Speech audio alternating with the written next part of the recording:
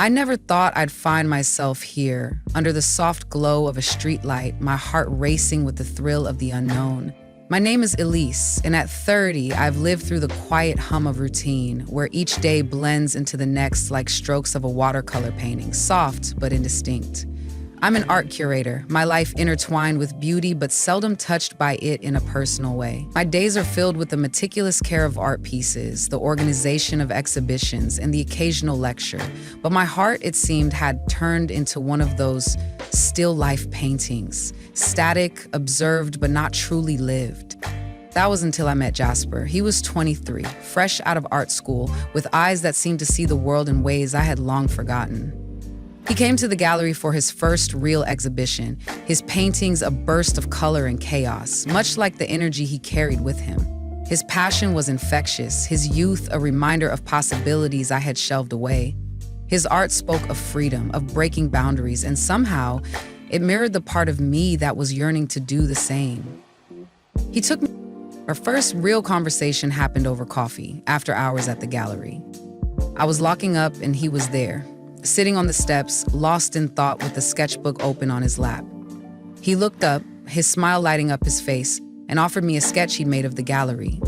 It was beautiful, capturing the essence of the place in a way I hadn't seen before.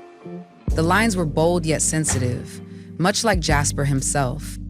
We talked about art, about life, about the fears of being either too young or too old for what we wanted. There was this raw honesty to him, a stark contrast to the polished conversations I was used to.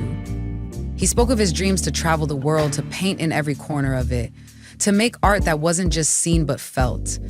I shared my love for art, my fear of stagnation, the thrill of discovering new artists, and the dread of losing that passion to routine. We agreed to meet again, this time for dinner. The anticipation felt like waiting for a new exhibit to unveil, full of potential and mystery. Our dinners became a regular thing, each one a canvas where we painted our stories. We'd sit for hours, the world outside fading away as we delved into each other's worlds.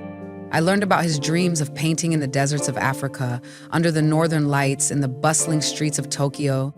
He listened intently as I spoke of my love for art, the joy of curating pieces that spoke to me, the sorrow of letting them go. And it's when we arrived at his house and he asked us, one night, under the stars in the park, he took my hand. It was a simple gesture, but it ignited a warmth I hadn't felt in years. His touch was like the first brush stroke on a blank canvas, full of promise. We talked about love, about how art could be a form of love, how love could be an art form.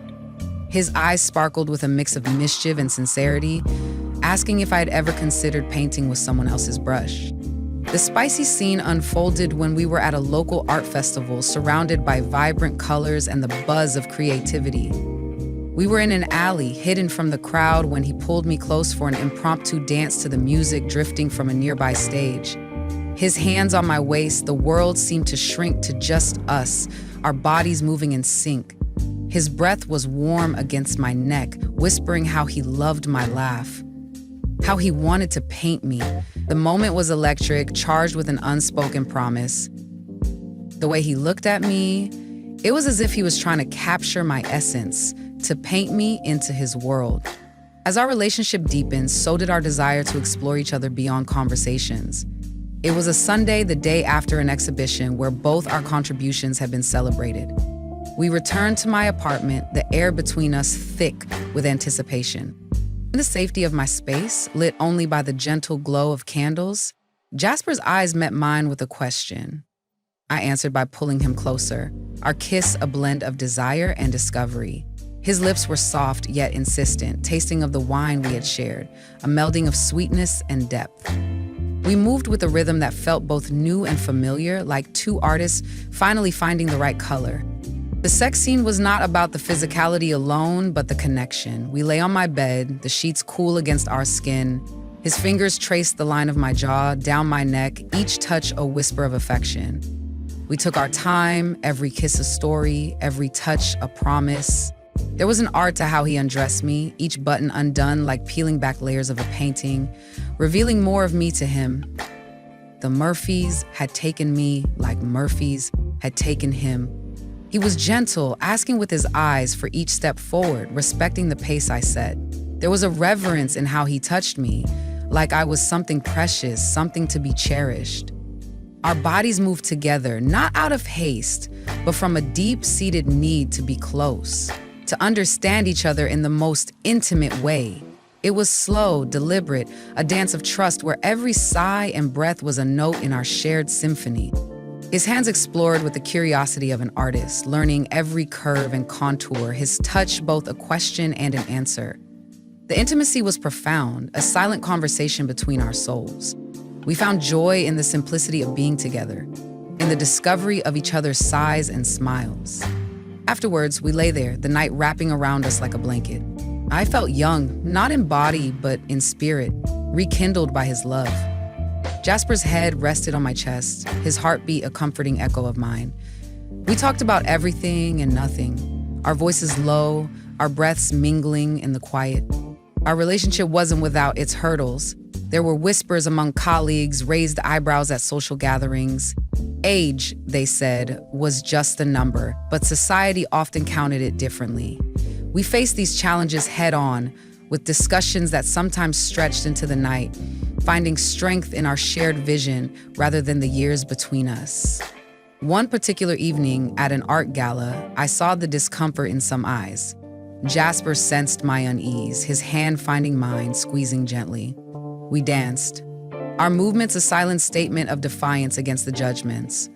His touch was a reminder of our connection, of our shared journey. Later, he kissed me in front of everyone, a kiss that was both a declaration and a comfort, his lips conveying more than words ever could, sealing our bond in public view. As time passed, our relationship blossomed into something beautiful, like a garden in spring. Jasper moved in, bringing with him canvases and laughter. Our home became a sanctuary of art and love, where every painting told part of our story. We created together, his vibrant strokes complementing my more reserved ones. Our art a testament to our union. We traveled, his dream of painting the world becoming a reality with me by his side. Each new place added a layer to our bond, each experience a brushstroke on the canvas of our life together. In the deserts, we painted the sunset. In the mountains, we captured the dawn. Each journey was a chapter in our love story, each moment a memory we painted into existence. In those quiet moments when we lay watching the stars or when the rain pattered against our window, I realized that love, like art, doesn't adhere to age or convention. It's about seeing the color in each other, the beauty in shared moments. Jasper had brought me back to life, not just as an artist, but as a woman who could still bloom, who could still dream. It always felt very sacrilegious to lose him to a woman. Our conversations grew deeper, discussing not just art, but the philosophy of life, the essence of beauty, and the pain of creation. Jasper's youthful optimism often clashed with my more seasoned skepticism, creating a dynamic where we taught each other.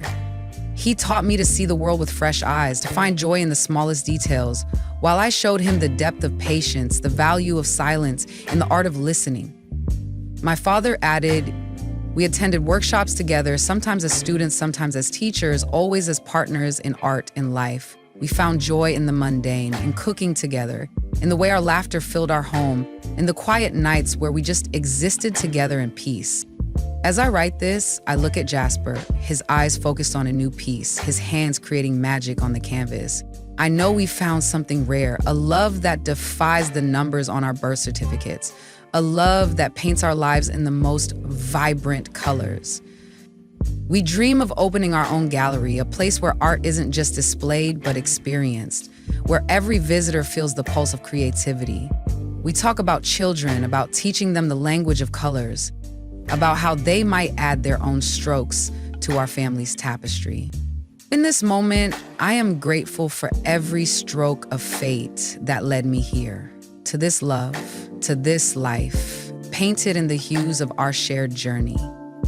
I've learned that love, much like art, evolves, changes color, grows in depth, and sometimes it's the most unexpected pairings that create the most beautiful masterpieces. And so we continue to paint, to love, to live, each day a new canvas, each moment a new shade, together.